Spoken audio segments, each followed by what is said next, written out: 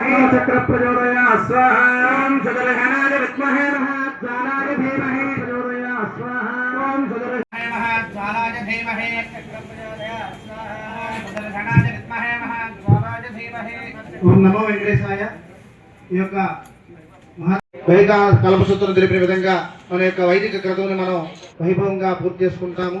అలాగే విఘ్న శ్రీనివాస ట్రస్ట్ ఏదైతే ఆశయంతో ఏర్పాటు చేసిందో అది ఈ తెనాలి పట్టణంలో సుందర మనోహరంగా 4 మాడవీధుల మధ్యలో నారాయణ అక్షాక్షరి దివ్యక్షేత్రం పేరుతో కళ్యాణ వెంకటేశ్వర స్వామి ఆలయాన్ని నిర్మించాలని చెప్పి సంకల్పం చేయడం జరిగింది. ఈ యొక్క దివ్యక్షేత్రం నందు విద్యా ప్రదాత జ్ఞాన ప్రదాత అయినటువంటి శ్రీ హైగ్రీవ స్వామి వారిని, ఆరోగ్య ప్రదాత అయినటువంటి శ్రీ ధన్వంతరి స్వామి వారి యొక్క ఉపాలయాలను కూడా ఇక్కడ ఏర్పాటు చేయడానికి సంకల్పం చేయడం జరిగింది. అలాగే ఈ యొక్క కార్యక్రమానికి దాతల నుండి భూదానాన్ని విరాళంగా సేకరణ చేయడం జరుగుతుంది.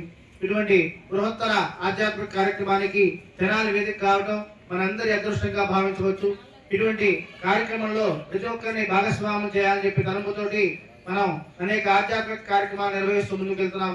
అందులో భాగంగా 7 పర్యాయములు ఏడుకొండల స్వామికి 7 శనివారాల పాటు శ్రీ వెంకటేశ్వర స్వామి గానామృత కార్యక్రమాన్ని శ్రీకారం చుట్టడం జరిగింది. 5వ పర్యాయం మనం పూర్తి చేసుకుని ఈ రోజున మహాసుదర్శన హోమాన్ని ఎంతో వైభవంగా పూర్తి చేసుకుంటాము. అలాగే వచ్చే శనివారం నుండి 6వ పర్యాయం కూడా ఇదే ప్రాంగణంలో కోట బద్రీనాథ్ గుప్తా గారి యొక్క సహకారంతో మనం ఏర్పాటు చేసుకునేందుకు సన్నాహాలు చేయడం జరుగుతుంది. ఈ మహాసుదర్శన హోమం యొక్క విశిష్టతను గురించి, అలాగే భూదానం యొక్క విశిష్టతను గురించి కూడా మనం తెలియజేయడానికి ప్రముఖ వైకార సాగమ పండితులు శ్రీమాన్ మేడూరు శ్రీనివాసమూర్తి గారు ఇక్కడ మనకి ఇచ్చేసి ఉన్నారు.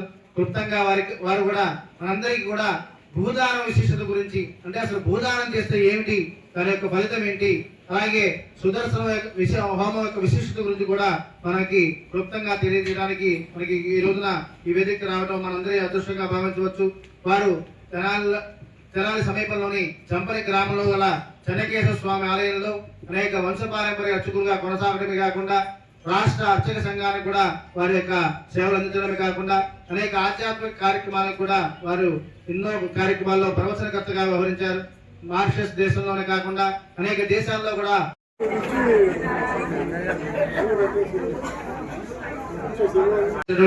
గొప్ప వ్యక్తి ఆయన మేడూరు శ్రీనివాసమూర్తి గారు ఈ యొక్క కార్యక్రమంలో పాల్గొనడం మనందరి అదృష్టంగా భావించవచ్చు.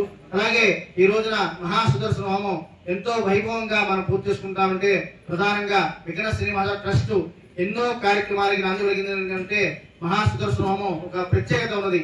ఎందుకంటే ఇది సంకల్ప సిద్ధి కోసం చేసేటువంటి వైష్ణవ సాంప్రదాయంలో అత్యున్నతమైనది హోమం ఏదంటే మహాసుదర్శన హోమం. ఈ మహాసుదర్శన హోమం త్రయాన్నిక దీక్షతో ఇప్పటి వరకు అనేక పర్యాయాలు శ్రీ పంచముఖ ఆంజనేయ స్వామి సంకీర్తనాముల సహకారంతో ఏర్పాటు చేయడం జరిగింది. ఇది 7వ పర్యాయము ఈ ఏడుకొండల స్వామికి నిర్వహించుకోవడం చాలా అదృష్టంగా భావించవచ్చు. ఈ కోట బద్రీనాథ్ గుప్తా గారి యొక్క స్థల ప్రాంగణంలో వారి యొక్క ప్రోత్సాహంతో మనం ఏర్పాటు చేసుకుంటాం. విఘ్న శ్రీనివాస ట్రస్ట్ చేపట్టినటువంటి ఈ నారాయణ అష్టాక్ష దివ్యక్షేత్రానికి తొలి అడుగుగా మాకు మధ్య చలంబాబు గారు మాకు ప్రోత్సాహాన్ని అందజేశారు. వారికి చెందినటువంటి 300 గజాల స్థలాన్ని ఈ నారాయణ అష్టాక్ష దివ్యక్షేత్రం కోసం మనకి భూదాన విరాళం చేశారు. వారికి మనందరి తరఫున ఒక్కసారి కరతాళతో అభినందనలు తెలియజేస్తామని కోరుతున్నాం. వారి ఇచ్చినటువంటి ప్రోత్సాహంతో మేము ఈ రోజున ఈ యొక్క ప్రాంగణానికి ముందుగా ఉన్నటువంటి 300 గజాల స్థలాన్ని వేదిక చేసుకుని దాని చుట్టుపక్కల ఉన్నటువంటి దాదాపుగా 21,000 అడుగులని మనం సేకరించడానికి భగవద్ ఆజ్ఞతో సంకల్పం చేయడం జరిగింది. అలా ప్రతి ఒక్కరిని కూడా అడుగుకి భూదానం గ్రహించి ఎన్ని గజాలైనా సరే మనం భూదానం సేకరించడానికి మనం నాంది పలకడం జరిగింది. ఇటువంటి గొప్ప కార్యక్రమానికి ట్రస్ట్ చేపట్టినటువంటి భూదాన విరాళంలో ప్రతి ఒక్కరు భాగస్వాములు కావాలని అందరి తరపున మా ట్రస్ట్ సభ్యులందరి తరపున మీ అందరికీ అభ్యర్థన చేస్తున్నాం అన్నమాట. ఇది ఒక బృహత్తర ఆధ్యాత్మిక దివ్యక్షేత్రంగా వెలసల్లా అని చెప్పి మా ఆకాంక్ష. దానికి తెనాలి పట్టణంలోని ప్రజలు కూడా దానికి భాగస్వాములు కావాలని చెప్పి మేము కోరుకుంటాము. ఈ యొక్క కార్యక్రమంలో భూదానం గురించి మనకు తెలియజేయడానికి మన మేడూరు శ్రీనివాసమూర్తి గారు ఉన్నారు. క్లుప్తంగా వారు మనకు అందజేస్తారు. వెంకటేశుని భక్తితో వేడుకొందు ఏడుకొండలవాడు ఇందిరానాథుడు బంగారు గుడిలోన బరగువాడు వట్టి కాసులవాడు వరములసగువాడు నిలువు దోపిడీ చేసి అలరువాడు సర్వ పాపహరుడు సాధు జనప్రియుడు పొర్లు దండాలకు పొంగువాడు అఖిలాండ కోటికి ఆరాధ్య దేవుడు మోక్షమసగువాడు రక్షకుండు నిత్య కళ్యాణ శోభతో నెగడువాడు భక్త సులభుడు ధ్యానంచ పలుకువాడు మమ్ముగాచడు సామి నామాలవాని మొక్కి వేడద తొలగింప చిక్కులల్లా అహము వీడి స్వామి ఆశ్రయించద నిన్ను అహము వీడి స్వామి ఆశ్రయించద నిన్ను తలపులందునెప్పుడు నిలుపుకొందు దివ్య చరణ సేవ దీక్షగా చేతును సకల లోకనాథ శరణు శరణు సకల లోకనాథ శరణు శరణు మంగళము వెంకటేశ మంగళము సురేశ భక్త మానస చోరా మంగళము త్రిలోకేశ మంగళము గిరీశ నీకు మంగళం ఎప్పుడు గ్రహస్థితులు బాగున్నప్పుడు కూడా మనం జపాలు చేసుకుని దానాలు చేస్తుంటాం. వాటికి ఫలం ఏమిటనేది మనకు తెలుస్తున్నట్టుంది. ఈ గ్రహం కనుక బాగుండకపోతే చెప్పారు. మనం దేవుడి దగ్గరికి వెళ్ళి వెండి ఇస్తామనో బంగారం ఇస్తామనో ఇట్లా మొక్కుకుంటూ ఉంటాం. ఈ మొక్కులన్నీ కూడా తీర్చుకుంటుంటాం.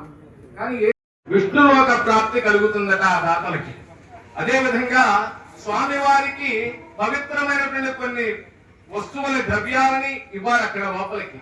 రోజు నిత్యము కూడా కైంకర్యాదుల్లో సేవ కోసంగా ఇచ్చేటువంటి వాటిలో శంఖం గనక దానం చేసేటైతే విష్ణులోక ప్రాప్తి కలిగి తిరిగి కీర్తితోనే మళ్ళీ మరో జన్మలో పుడతాడట. అట్లాగే ఘంటానాదం అకార ఉకార మకారాలతో కూడినటువంటి ఓం అనేటువంటి శబ్దనాదం వచ్చేటువంటి ఘంటానాదం, శంఖం కూడా అంతే. దక్షిణావర్త శంఖాన్ని కనుక స్వామి వారికి సమర్పించేటైతే 1800 చదరపు గజాల వరకు కూడా దానిలో నిత్యము కూడా 24 గంటలు 360 రోజులు కూడా ఓంకార నాదం వినిపిస్తూ ఉంటుంది. ఆ నాదం వలన ఆ ప్రదేశం అంతా కూడా పవిత్రత జరుగుతుంది. దీర్ఘమైనటువంటి వ్యాధులన్నీ కూడా పటాపంచలైపోతాయట. అట్లాగే ఘంటానాదం గనక అక్కడ గంటలు గనక దానం చేసేటైతే పరమాత్మ కీర్తిని పొందుతాడు. ఇక గజ్జలు మువ్వలు వేణువు గద శంఖము చక్రాలు ఆయుధాలు స్వామికి సంబంధించిన ఆయుధాలు ఏమైనా ఇస్తే సౌభాగ్యాన్ని పొందగలుగుతాం. అదే కాకుండా స్వామికి భక్తులకు ఎటువంటి ఇబ్బంది లేకుండా చుట్టూ కూడా చదువు పందిళ్లు కానీ ఇలాగే రేకులతో ఏదైనా సరే పందిళ్లు లాంటివి కానీ వాళ్ళకి ఇబ్బంది లేకుండా చేసేటువంటి సంకల్పం కనుక చేసేటైతే అటువంటి వారికి ధర్మబుద్ధి కలిగి కీర్తిని పొందగలుగుతారు. ఇక స్వామివారి ధ్వజ పటలం ధ్వజం మీద లేకపోతే శిఖరం మీద గోపురాల మీద కనుక పతాకాలు ఎగురుతూ ఉండాలి, విజయ పతాకాలు. ఆంజనేయ స్వామి వారు ఎప్పుడు కూడా కాషాయ మా విఘ్న శ్రీనివాస ట్రస్ట్ చేపట్టినటువంటి ప్రతి కార్యక్రమాన్ని ప్రజల్లోకి తీసుకెళ్తున్నటువంటిది మీడియా వ్యవస్థ. ఆ మీడియా వ్యవస్థ చెందినటువంటి ముగ్గురు ఛానల్స్ ఇవన్నీ కూడా ఇనుము కాకుండా ఉండేటువంటివన్నీ కూడా అటువంటి వస్తువులు కనుక మనం స్వామికి సమర్పించేటైతే వరుణలోకం చేరేటువంటి మార్గాన్ని పరమాత్మ చూపిస్తాడట. ఇవి కాకుండా కేవలం ప్రధానమైనటువంటి 4 కలశాలు కనుక వెండిని స్వామి వారికి సమర్పించేటైతే 4 సముద్రాల పర్యంతము ఉన్నటువంటి భూమి మీద ఉంటే కనుక మనం ఎంత ఆనందంగా ఉంటామో అటువంటి ఉన్నతమైనటువంటి సుఖాన్ని పొందగలుగుతాం. ఇక స్వామి వారికి పింఛామరలు చామరాలు కనుక మనం ఇచ్చేటైతే దాని వలన ధన ప్రాప్తి కలుగుతుంది. ఒట్టివేళ్ల చాపలు స్వామి వారికి చల్లదనం కలిగేందుకు సేవకు కనుక సమర్పించేటైతే పాపాలన్నీ కూడా నశించిపోతాయట. ఇక ఆ తరువాత ప్రధానమైనటువంటి మూల విరాట్ విగ్రహాన్ని కనుక సమర్పించేటైతే ఉత్తమ స్థాన ప్రాప్తి కలుగుతుంది. ధ్వజస్తంభం చాలా ముఖ్యమైనటువంటిది. ఆ ధ్వజస్తంభాన్ని కనుక దానం చేసేటైతే గొప్ప కీర్తిని పొందగలుగుతాం. అది కాకుండా నిత్యం స్వామివారి కైంకర్యాదుల్లో అభిషేకానికి గాని సుగంధ ద్రవ్యాలు కనుక నిత్యము కూడా స్వామికి సమర్పించేటైతే ఉత్తమ రూప సంపత్తిని పొందగలుగుతాం. అలా కాకుండా స్వామివారికి రోజు రాత్రి వేళల్లో సేవలో స్వామి యొక్క రూపాన్ని చూసుకునేందుకు ఆదర్శం దదామి అంటూ అద్దాన్ని చూపిస్తారు. అటువంటి అద్దాన్ని కనుక స్వామి వారికి ఇచ్చేటైతే మనకు మన పిల్లలకి కూడా మంచి ఆలోచన శక్తి లభిస్తుందట. ఇక పాత్రలు ఇతరమైన పంచపాత్రలు లాంటివి కనుక దానం చేసేటైతే మహాయజ్ఞం చేస్తే ఎటువంటి ఫలం కలుగుతుంది, అటువంటి ఫలం కలుగుతుంది. అంతేకాదు మనం భగవంతుడి అనుగ్రహంతో మనకు పొందినటువంటి సాయం, వ్యవసాయం ద్వారా పొందినటువంటి ధాన్యాలు గాని ఇతరమైనటువంటి ఏ ద్రవ్యాలైనా సరే సమర్పించినా, లేకపోతే బంగారము, వెండి, లోహాలతో స్వామివారికి అలంకారాలు కనుక సామగ్రి కనుక తయారు చేయించి మనం దానం చేస్తే గొప్ప పుణ్యఫలం కలుగుతుంది. అంతేకాదు గరుడ ధ్వజం ఎప్పుడు కూడా పట్టణం ఎగురుతూ ఉండాలి అక్కడ. అటువంటి గరుడ ధ్వజాన్ని కనుక మనం స్వామివారికి సమర్పిస్తే ఇంద్రలోక ప్రాప్తి కలుగుతుంది. అది కాకుండా మనం ఈ దేవాలయం అంతా కట్టుకున్న తర్వాత ముందుగా మనకి ఆ తర్వాత ఆలోచన వస్తుంది తప్పనిసరిగా. ఇక్కడ ఎటువంటి పరిస్థితుల్లో కూడా గాలిగోపురం కట్టాలి అనేటువంటిది మనకు సంకల్పం వస్తుంది. అటువంటి మహాద్వారాన్ని గనక నిర్మాణం ఎవరైనా చేయడానికి సంకల్పించి దానికి దానం కనుక చేసేటైతే ఉత్తమ లోకాలకు వాటిలో తెరిచి ఉంటాయి అటువంటి వారికి. ఇక శిల్పాలు లోపల కావలసినటువంటి ఉపాలయాల్లో గాని హయగ్రీవుడు, ధన్వంతరి ఇటువంటి స్వాముల వారి యొక్క విగ్రహాలన్నింటినీ కూడా చెక్కించి అక్కడ ప్రతిష్ఠించేందుకు ఎవరైనా సరే ముందుకు వచ్చి దాతలు వచ్చేటైతే శిల్పాలు, చిత్రాలు, వాద్య పరికరాలు ఇవన్నీ కనుక ఇచ్చేటైతే దేవసేనలో ఉన్నటువంటి స్థానం ప్రధానమైనటువంటి స్థానాన్ని పొందగలుగుతారట. ఈ విధంగా ఈ దానాలు కనుక చేసేటైతే అటువంటి గొప్ప ఫలితం కలుగుతుంది. కలో వెంకటనాయక అన్నారు. ఒక చిన్న ప్రశ్న వేస్తాను మీకు, అది చివరికి ఆ నామం పేరు చెప్పండి చాలు. దర్శనం వేరైనా కూడా బాగా వినండి. దర్శనం వేరైనా దైవం ఒక్కటే. దర్శనం వేరైనా దైవం ఒక్కటే. అవతారాలు వేరైనా ఆత్మ ఒక్కటే. అవతారాలు వేరైనా ఆత్మ ఒక్కటే. రూపం వేరైనా నీ అనుగ్రహం ఒక్కటే స్వామి. రూపం వేరైనా నీ అనుగ్రహం ఒక్కటే స్వామి. అందరి నోట నీ నామస్మరణ ఒక్కటే. అందరి నోట నీ నామస్మరణ ఒక్కటే. ముచ్చటగా ఆ నామం ఏదో చెప్పండి. ముచ్చటగా ఆ నామం ఏదో చెప్పండి. ఒకరు చెప్పండి. ఓం నమో వెంకటేశాయ. ఓం నమో వెంకటేశాయ. అందరూ ఒక్కసారి చెప్పండి. ఓం నమో వెంకటేశాయ. ఓం నమో వెంకటేశాయ. ఓం నమో వెంకటేశాయ. ధనియు పేదయు ధరబంటు ధరణిలోన, ధనియు పేదయు ధరబంటు ధరణిలోన, జ్ఞాని అజ్ఞాని ఆపదలోని వాడు భద్రమందున చెప్పాలి గొలుసునో, అట్టి వెంకటేశునినే వెక్కగలదు. భగవంతుడు ఏ రూపంలో ఉన్నా సరే, బాగా ధనికుడిని గాని, లేనివాడిని గాని, అతి పేదవాడిని గాని, కులం గాని, మతం గాని, వర్గం గాని, వర్ణం గాని ఆయన దగ్గర ఏమీ ఉండవు. అందరినీ సమానంగా చూస్తాడు. అది ఎప్పుడంటే మనం చేసేటువంటి సంకల్పం ఆయన మీద నిశ్చలమైనటువంటి భక్తితో కనుక మనం ఆయన కొలిచేటైతే తప్పనిసరిగా మన ఆయన అనుగ్రహిస్తాడు. అందుకోసంగా మీరందరూ కూడా ఇవాళ రోజున ఇక్కడికి వచ్చిన వాళ్ళు కానీ, మీ అందరూ మీ బంధుమిత్రులతో కానీ ఇప్పుడే మీరు సంకల్పం చేసుకోండి. అగ్ని సాక్షిగా సంకల్పం చేయండి. అందరూ కూడా ఈ దేవాలయ నిర్మాణానికి సంపూర్ణంగా మేము మా భగవంతుని యొక్క అనుగ్రహంతో అందరం కూడా భక్తి పురస్కరంగా ఇదిగో ఫలానా దానం చేస్తాము, మా ద్వారా ఇదిగో ఇంతమంది చేత దానం చేయిస్తామని అగ్ని సాక్షిగా మీ అందరూ కూడా ఒకసారి ప్రమాణం చేయమని ప్రార్థిస్తూ, కళ్యాణాద్భుత గాత్రాయ కామితార్థ ప్రదాయినే శ్రీమద్ వెంకటనాథాయ శ్రీనివాసాయ మంగళం. ఈ శ్రీ విఘనస శ్రీనివాస ట్రస్ట్ ఆ పేరులోనే ఉన్నది. మొట్టమొదట విఘనసుడు ఆయన ఎవరైనటువంటిది మన వాళ్ళు ఎప్పుడో చెప్పే ఉంటారు. మీకు మరొక అవకాశం ఇచ్చినప్పుడు ఆ విఘనసుడు యొక్క జననం గురించి మళ్ళీ ఇంకోసారి వివరంగా చెప్పుకుందాం.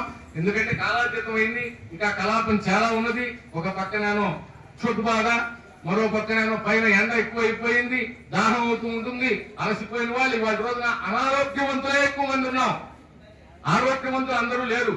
అటువంటి సంపూర్ణమైనటువంటి ఆరోగ్య ప్రదాత అయినటువంటి వెంకటేశ్వర స్వామి మనందరినీ కూడా అనుగ్రహించాలని కోరుకుంటూ ఈ దివ్యమంగళ సంకల్పాన్ని మరింత బలోపేతం చేయాలని ఆ పరమాత్మను మరొకసారి ప్రార్థిస్తూ ఓం నమో వెంకటేశాయ, ఓం నమో శ్రీనివాసాయ.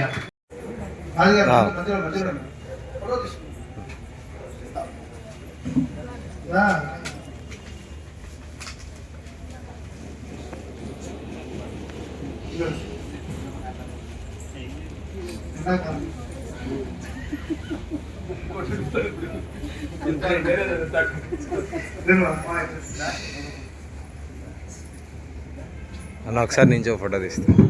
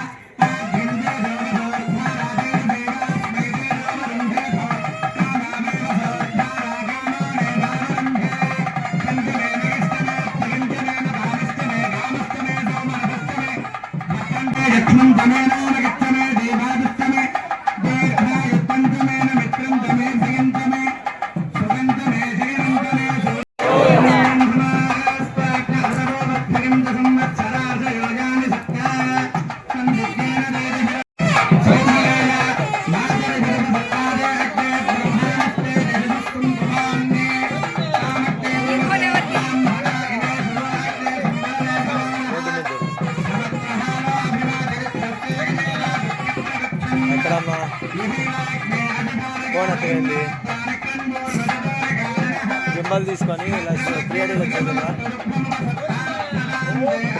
ఎదురున్నా గింబల్ తీసుకొచ్చి ఇచ్చేది.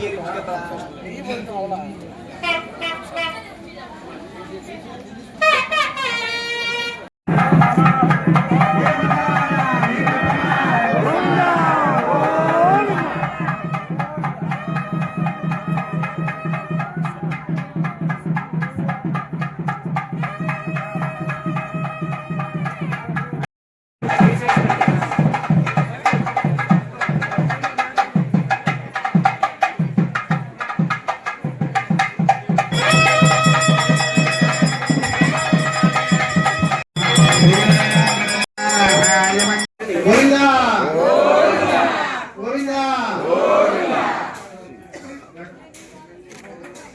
గోవిందా గోవిందా శ్రీనివాస గోవిందా శ్రీవేంకటేశ గోవిందా భక్తవత్సల గోవిందా రామభద్రుడా గోవిందా రామరక్షక గోవిందా హరిగోపురుష గోవిందా వైకుంఠవాస గోవిందా రామాజినామవాస గోవిందా